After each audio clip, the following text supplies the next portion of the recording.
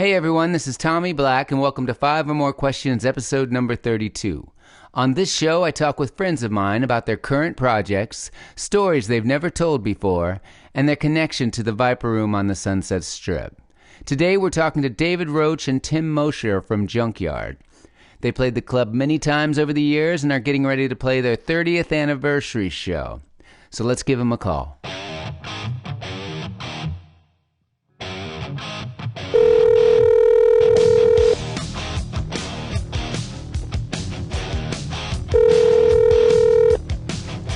Hello? David. Hey, yes. Hey, David. It's Tommy Black, and I got Tim on here. Tim, you on? I'm on. How are you, Tommy? All right. We figured it out. How you guys doing?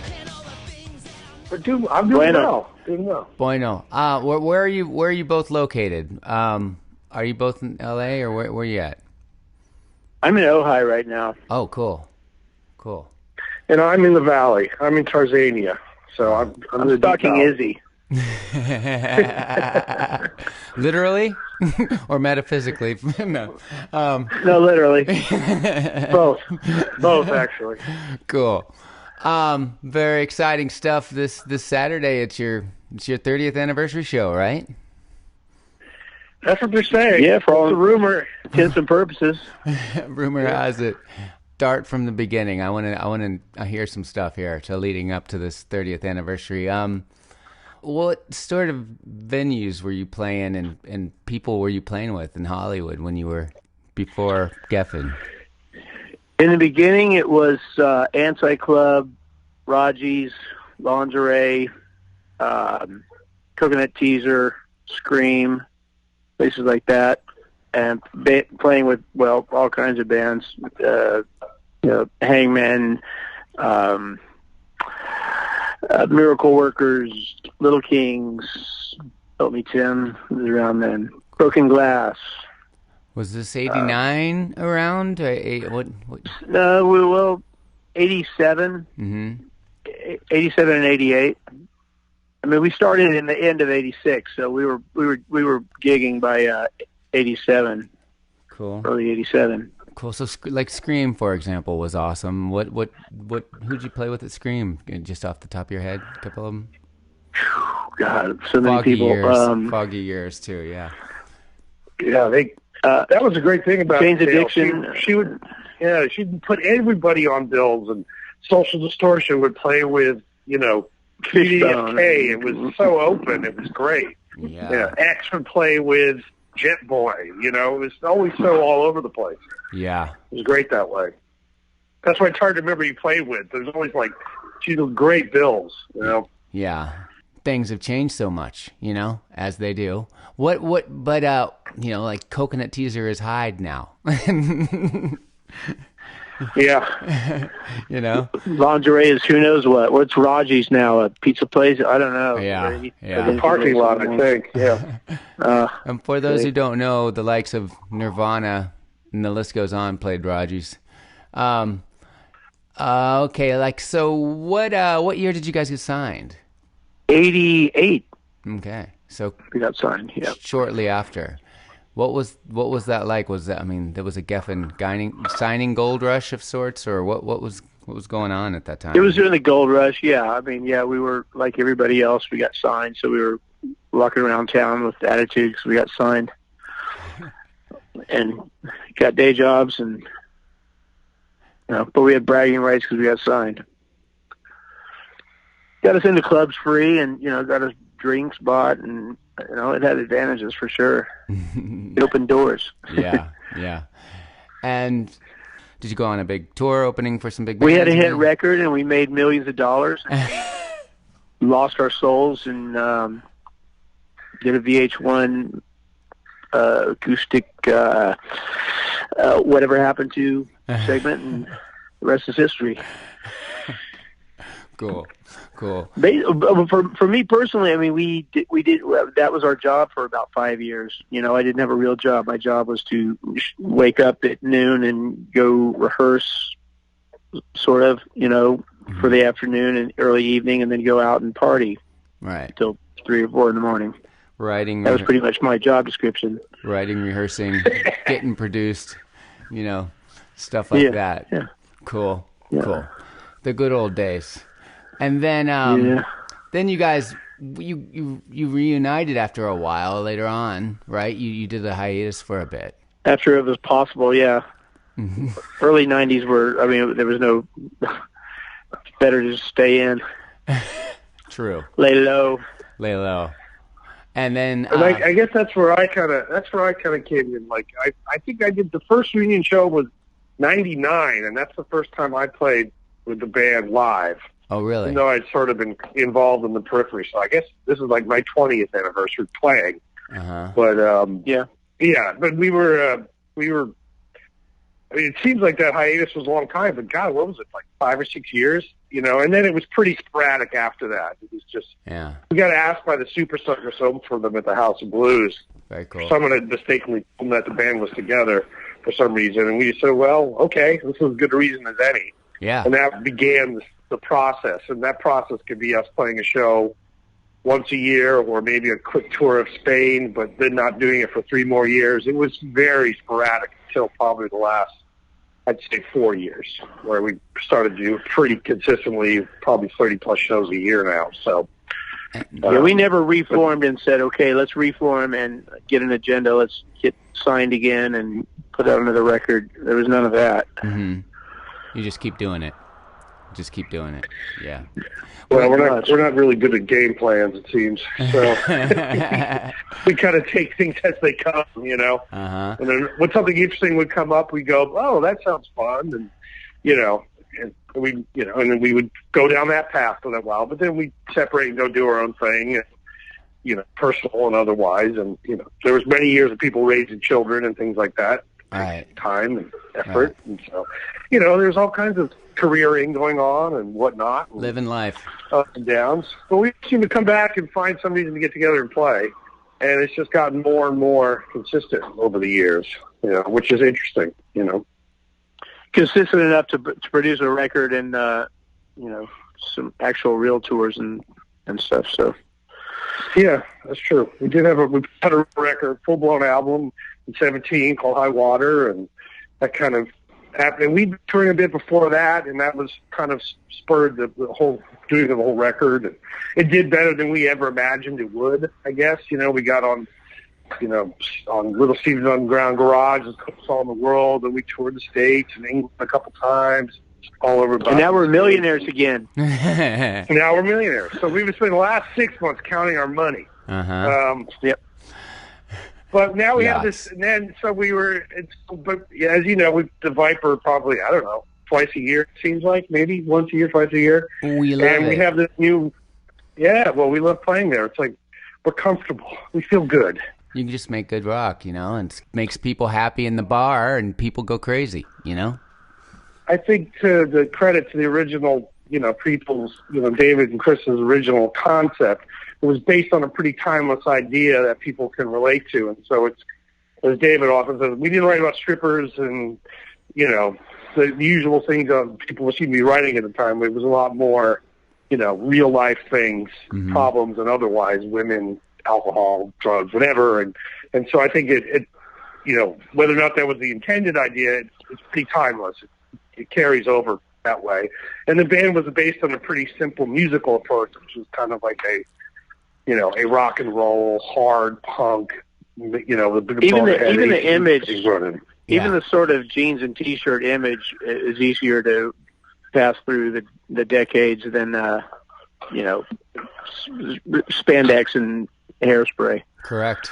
We have less to live down than some other bands. I guess that's what we have our fair shit to live down, but not as much.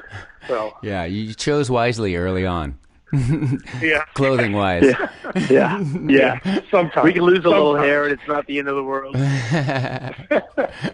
Okay, I saw that Steve Earle contributed to some stuff out there. Explain that one to me. That's pretty cool. Speaking of standing the test of time. Steve and Chris were hanging out a bit.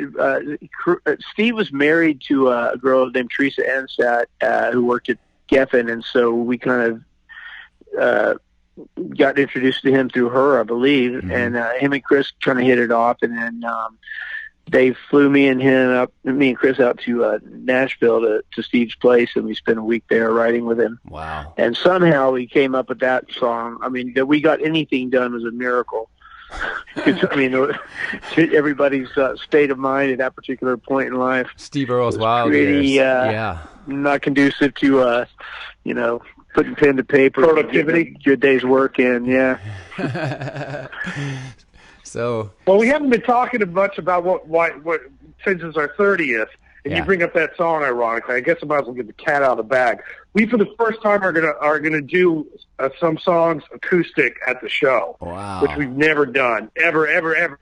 And so we are doing acoustic set, as they say, and we have fans asking for that song all the time, and we've actually doing it for the first time. I don't know. We did it in Spain 10 years ago a couple of times. But other than that, I don't think since the Skynyrd tour, it's been done live.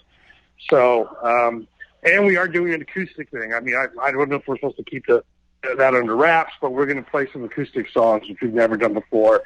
Trying to make something like, we know people come out and see us there in general, but maybe something a little different this time, and break it up, slightly different song selection and try a different approach. It actually sounds fantastic. The songs work very well acoustically, which was a pleasant surprise. They're good songs, so that's why. Also, I'm playing acoustic guitar, and I've never played acoustic guitar before. Ever. He's learning it for this week. Yeah. Cool. That's cool. Good stuff. What? But yeah, if you'd ever on the fence, like, well, I saw him last month, like this show's going to be a little different. It's going to bring a little something new to the table, so the locals get something a little special that we wouldn't be able to do when we go out, because we'd be flying gigs and barely take a guitar. Sometimes we even take guitars. So here we get a chance to have a little bit more production, I guess they would call that in the parlance of the biz. Yeah.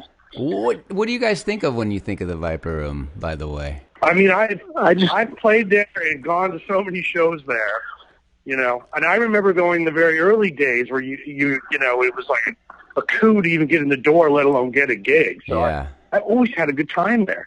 I did a reunion show at the Professionals with Steve Jones there in like '94. I think it was the first time I played. I mean, so I can't even. It's the fact that it's still going is such a godsend for us, because it's a place that we can come and feel comfortable to do something like, let's do some acoustic songs. Yeah. I don't know anywhere else I'd feel comfortable enough doing that. Right. So, for us, it's like we feel it's like our clubhouse almost. I like the fact that people in America know of it from like watching TMZ and stuff, and I can say I'm playing there. It just sounds cool. It's true. When we play like in Europe, there was like, you always play in the Viper Room. I'm like, that's right. And it really has name recognition all over the place. Yeah, it does. It still has weight. Play the Viper. So that's nice too. Yeah, it's a worldwide. Yeah. It's a worldwide thing. What any fond little stories that you can tell from David or Tim? Any evenings at the Viper Room or recollections? Nothing stands out, because they all stood out to the point where I don't remember much. In detail. Yeah. Lots of good times.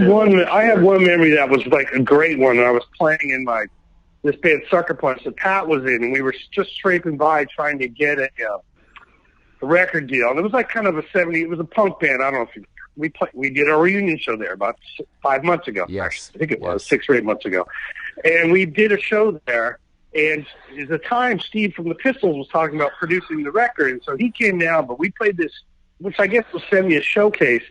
And there were so many like punk heroes, like Scabies was there, and Paul Cook was there, and we were just freaking out. Like, we couldn't believe. You'd look at the audience, and it'd be like every big band you'd ever worship, punk band, was sitting there. And Glen Matlock was one of the guys. And we had this song that, Sucker Punch kind of was, we were in a post a little thieving every now and again. And we came off the stage, and Glen Matlock, having watched the set, he goes, "That third song in your set, that was a bit cheeky." I said, "Oh, well, a little too close for comfort. And we got signed out of that gig, so there you go. Wow. It all worked out. Wow. Cool. So yeah, that's a great memory. I got signed out of that place too. I got a record deal from playing that joint. So yeah, there you go. That's about as good as it gets, I guess. Cool. Yeah. That is a good one. The debauchery stuff, I don't, Yeah, I got you. So 30th freaking anniversary. What big bands have you guys toured with over the years that you can recall? Let's say not just in LA, but what bands have you toured with? We toured with Lynyrd Skynyrd. I mean, that was the biggest name band. Mm-hmm. Black Crowes. Wow, that's cool. Well, they opened for us, actually. They supported us on a little tour. The Black Crowes did? Way back when, yeah. Wow, that's awesome. Whatever happened to them? It didn't work out for those guys. I think they're, and I think they're doing a reunion, I heard, recently. So who knows? Yeah, I just said that. Yeah. Well, we're excited to have you. Well, we feel to be back. It's like, it's gonna be a good one. I think it's gonna be different, and that's good for us too. We try to keep ourselves engaged, as it were. And we're playing some stuff we don't play for them. We're playing stuff from the old album. We're actually playing a new song, a acoustic thing. So it is for the hardcores who will know their stuff. So that's good. That's always fun too. Yeah. Are there any new albums in the future by any chance? Anything you guys working on? Well, we kind of did a stopgap and are putting out this unreleased third Geffen record. Well, I guess it was the demos for a third Geffen. David could probably tell you a bit more about it, but that's coming out in November 22nd on acetate. Cool. And it had been bootlegged a bit, well, more than a bit, and we had never really kind of dealt with it. And finally we said, let's put it out officially and master the songs, pick the best 11, not like there's 20 were floating around. Let's actually do it properly. And it thought it'd be a good chance to find some old art and old pictures and old flyers and just, a little bit of a, nostalgic the 30th offering. Yeah. Yeah. And it's the last recordings of the original 5, with Brian's on it and Chris. And that's sort of where I came into, because I ended up writing with the guys on that record, and that was the beginning of the process of me eventually becoming a guitar player. But I kind of came in as a writer on that record. And what do you think? So sort of the end and the transition. Yeah, it was. Yeah, it's true. It was sort of the beginning and the end at the same time. So, but it sounds great. We hadn't really thought about it, and then I kind of got in the weeds a bit, and then we mastered it, and I'm like, there's great songs in here. There was some really good stuff. It would have been a fantastic album, but, now it is going to be one. So that comes out in late November, and we'll go out and start doing shows for that. And then maybe we're talking about we have maybe a new single for spring. Very cool. Album after that. Well, that's awesome. Oh, and it's called Old Habits Die Hard. Available for pre-sale at acetate.com. Thank you. There you go, Rick. There's my plug. How's acetate treating you guys? Good? They don't take us out to Hamburgers by Gourmet or anything. It doesn't. The Hamlet's gone. I hate to tell you, Hamburger Hamlet's gone. So do they? Hamburger Hamlet. That's the place. I mean, that's what I was trying to. Yeah, I know. But other than that, it's a pity. Yeah, is the Hamburger Hamlet gone? Oh, I remember that place. Yeah. That was our go-to place with Geffen, and Rick hasn't hooked us up with whatever's out there today, but that's all right. Rick is the owner of Apple. Different game today. He's our label boss, as they say. Yeah. Maybe In and Out is in your future. I'm not. I got no. That's all right with me. Yeah. Get there early and see double Cobra, so we can get the silence of Tommy Black on the bass. Oh yeah, David. Tommy's at Double Cobra was opening for us. Yeah. Oh yeah, on Saturday. Yeah. Yeah. Nice. All right. There we go. Get there early. Cool. They were my hand pick. I saw you guys and I loved you, and I'm like, I got to get them on a yard show. I loved it. Yeah. I've known Luke since the old days too, but I loved you guys. So I'm psyched you're on the bill, man. It's gonna be great. Tim and Luke have a relationship. I don't know what kind of relationship, but you guys. I got him his first gig in Hollywood. I got Lost Kittens a gig opening for my band Broken Glass at Club Lingerie. Wow. Really, Lost Kittens with the Shipwit? Yeah. Yep. Yeah. They were like guys. They were like fan guys who've just come down to all the shows, and they kind of said, "We got a band." I'm like, "Well, you can come home for us sometime." And eventually, it happened, So, and that was Marco and him and Shiflet and all those dudes. Yeah. Yeah. That was, I think, their first Hollywood gig. I think. Talented crew. At least I tell myself that. Talented crew, and they still are still, yeah, Double Cobra is a great band, if I do say so myself. No, it's killer. Yeah. It's killer. No, and we're lucky. We're looking forward to playing with you. And Speed Buggy's playing, and Derek D-Bone. Speed Buggy. Yeah. Yeah, we got it. It's a great bill. Yeah, I mean, this is gonna be fun. I wish they didn't have to play. Yeah. You have to work that night, Saturday, David, but it's gonna be a good night out for everybody. So cool. Beat Well, the bushes. Come out and have a hoot. Get a sitter. Make it happen. no, it's really special that you guys are doing the 30th anniversary there. I mean, that's a big freaking deal, and we're stoked to have you. Well, we couldn't do it at Raji's, and we couldn't do it at Lingerie, and we couldn't do it at the Teaser, and we couldn't do it at Scream, so There you go. the way it worked out. Process of elimination, Tommy. Oh, that's the only reason. Oh, Anti-Club still hasn't gotten back to me, though. Oh. Yeah, we're waiting to hear back from Anti-Club. So this thing could all go up in smoke by Saturday. Once we hear back from Anti-Club. Uh-oh. Hilarious. All right, guys. Well, thanks for talking to me, and I'll see you on Saturday. See you Saturday, Tommy. Bye, guys. Thank you.